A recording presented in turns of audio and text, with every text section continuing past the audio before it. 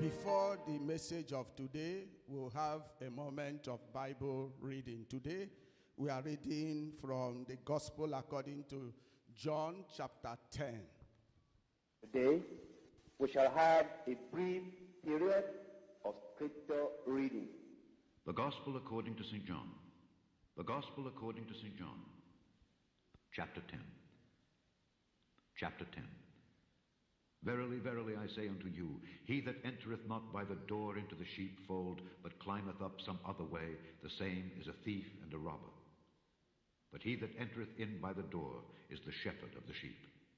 To him the porter openeth, and the sheep hear his voice. And a stranger will they not follow, but will flee from him, for they know not the voice of strangers. This parable spake Jesus unto them, but they understood. Verily, verily, I say unto you, I am the door of the sheep.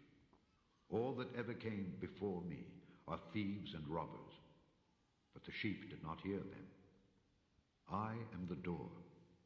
By me, if any man enter in, he shall be saved, and shall go in and out, and find pasture.